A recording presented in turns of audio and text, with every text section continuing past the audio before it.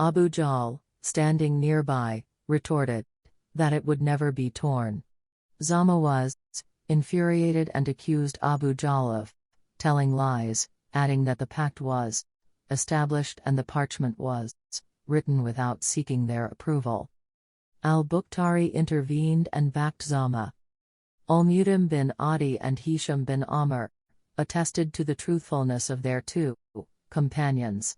Abu Jahl, with a cunning attempt to liquidate the hot argument that was running counter to his malicious goals, answered that the issue had already been resolved sometime and somewhere before. Abu Talib meanwhile was sitting in a corner of the mosque.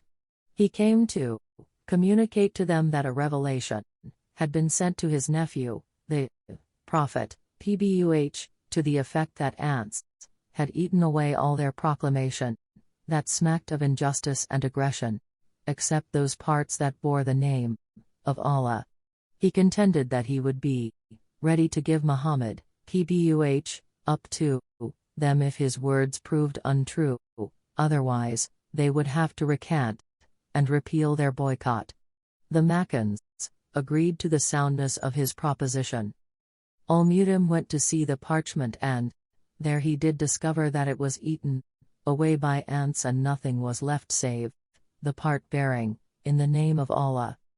The proclamation was thus abrogated, and Muhammad, PBUH, and the other people were permitted to leave Ash-Shib and return home. In the context of this trial to which the Muslims were subjected, the polytheists had a golden opportunity to experience a striking sign of Muhammad's prophethood, the white ants eating away the parchment, but to their miserable lot they desisted and augmented in disbelief. But if they see a sign, they turn away and say this is continuous magic. Al-Quran 54-2, Bukhari. In several chapters, Zad al-Ma'ad, 246, Ibn Hisham 1-350. The final phase of the diplomacy of negotiation.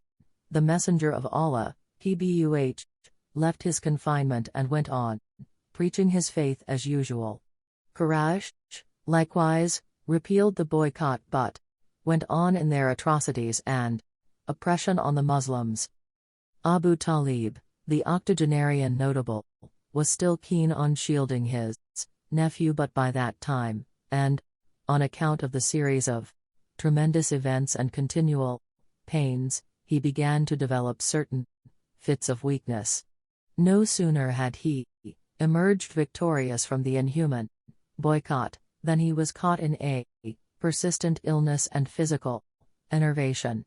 The polytheists of Makkah, seeing this serious situation and fearing that the stain of infamy that the other Arabs could attribute to them in case they took any aggressive action against the Prophet, PBUH, after he had lost his main support, Abu Talib took a decision to negotiate with the Prophet, PBUH, once more and submit some concessions withheld previously.